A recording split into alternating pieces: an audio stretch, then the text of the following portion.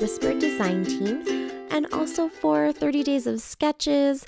This will tell you how far back I actually created this layout. This was for a live that I did, and I used day 7 and 8 of the sketches. So, yeah, it's been quite the month of birthdays and dance competition preparedness and snowstorms for 7 days and all kinds of crazy stuff, illnesses, COVID, all that fun stuff. So I am behind, but that's okay. We're getting caught up this week, so there will be plenty of videos for you guys to watch this week. This was done for my live, so I started it as a live, which is why my screen looks a little bit different right now, but I finished it and embellished it as just a regular video. So as soon as the live footage is over, it will switch to that full wide screen. So here you can just see me showing you all of the products that I pulled out to do this. I'm using the Wild Whisper Cozy Nights collection, as well as a few other little bits. I think there's a couple pieces from Wild Holiday Home, and I think one piece from the Carefree collection and one piece from the Masculine collection. Yeah, I think that's about it. I have the stamp set as well from Cozy Nights, and I just kind of pulled out a bunch of stuff. I really wanted to use the Christmas collections, but in a non-Christmas way. I like to do that, especially when I've used up the collection quite a bit and kind of picked all the stuff that I really liked that I wanted to use for the theme that the collection is about. And then I just have, lots of the scraps and stuff like that left over. So I like to start trying to stretch that collection a little bit to see how I can use it in the non-themed kind of ways. So this worked out really good. I essentially was matching the red in my son's hat and the little bit of red that you see in the tower at the back. And then there's also some like traffic, I don't know what they're called, like traffic barriers, pine cones, that kind of stuff. Traffic cones, and they're orange. So I kind of thought, I'm going to work with those colors. My other thought process too, which you can hear me kind of talking about in the live, but obviously I have it fully sped up so you can't actually hear what I'm saying, is that all these muted colors I thought would just make the tower and the lights of the tower stand out that much more. So that is the tower in Calgary all lit up for Rare Diseases Day, which is at the end of February every year. It's on the 29th of February, actually. So this year we got to celebrate it properly on its proper day, but any year that isn't a leap year, it's just February 28th. So we went down to take a look at the tower all lit up to celebrate in blues and greens and purples and pinks. And my little guy had tons of fun doing that. He has a couple of rare diseases, so it's a special day to bring awareness to people like him. And so I decided to pair this with Day 7 sketch, which was created by Lisa, and then also Day 8 sketch, which was created by me. And I thought it would be a nice way to try to combine the two sketches because I'm working in my Smashbook, and even though this is sort of one layout and the pictures are all from the same event, the Smashbook has that bind in the center. So all those rings are right there, and it kind of makes it look like two pages, no matter what you might try to do to make those pages look like they're all one, because you can't get rid of the binding, the cinch binding. So I thought this might be a fun opportunity to combine two sketches. So that's what I'm doing. I reversed the sketches a little bit. So actually the left hand side layout is going to be my sketch, which is the Day 8 sketch, and then Lisa's sketch will be on the right hand side of the page. And I chose to do that because my sketch is sort of more left hand sided heavy, where the tags that I have there are running along that left hand side, and I felt like Lisa's sketch is slightly more right-hand side heavy. And so it just kind of worked in my mind that these two sketches kind of balanced each other out by doing it this way. So I started with a little bit of splatters in the background with some blue because the blue is kind of that dominant color that pops out in the tower. And so I thought just a very subtle little bit of blue in that background would be nice. I'm not covering the pages with any other paper. Sometimes I do that depending on what the background of the actual page in the Smashbook is. But in this case, I felt like it was neutral enough. I didn't really need to go ahead and cover it with anything. I wasn't using a ton of water or doing a ton of mixed media in the background. So I didn't even bother putting gesso or anything like that on it. It didn't bleed through onto the other side. It was just kind of a very light little splatter. I didn't let it sit for too long. I just took some paper towel and kind of sopped up any of the little puddles. I didn't need it to really stand out, but I like the little splatters, and I have that in the background of my layout, and so I really wanted to get that into the page. And of course, I was doing this live as well, so I didn't want to have really wet pages kind of sitting there with me not having much to do while I waited for them to dry. So I was pretty intentional about not making too much of a mess and, keeping too much moisture on those pages. So it didn't affect the other sides of the pages. So you can see there Lisa's sketch, how she has the 3 pictures going across horizontally down at the bottom.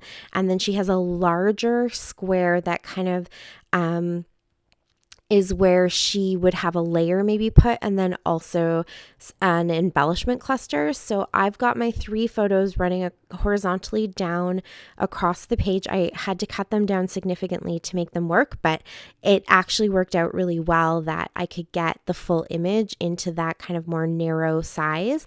And then I have the little selfie that I took of my little guy and I, and instead of doing an embellishment cluster up there, I'm going to put that picture up there. So that's where it kind of is a little bit more heavy to the right hand side.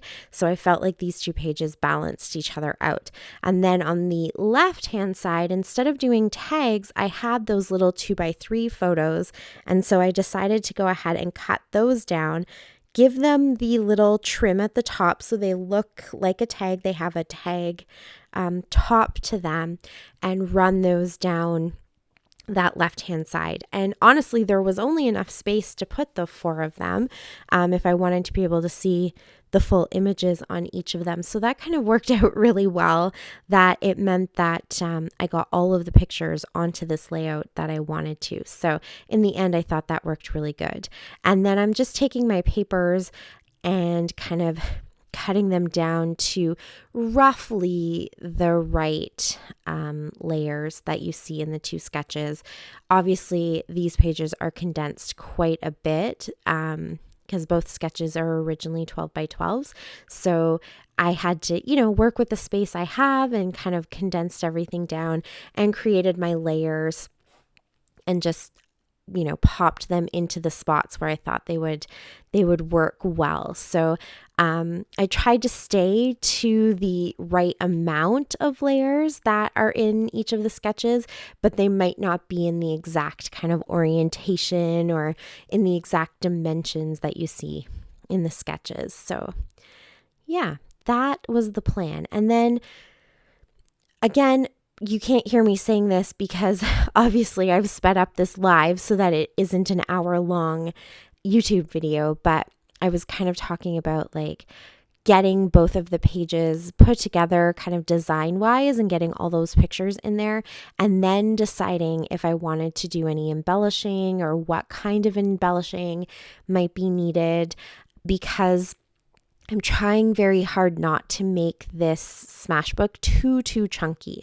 My 2023 year is being documented in Smashbooks, and if this one is anything to go by, I can probably fit 3 months into one Smashbook if I make sure to have a couple of pages that don't really have any embellishing on them and are just, filled with with pictures, I should be able to get 3 months into it. And then because I'm pulling out all of our camping trips, those aren't going to be in a Smashbook. I'm going to create a little mini album of just our camping trips.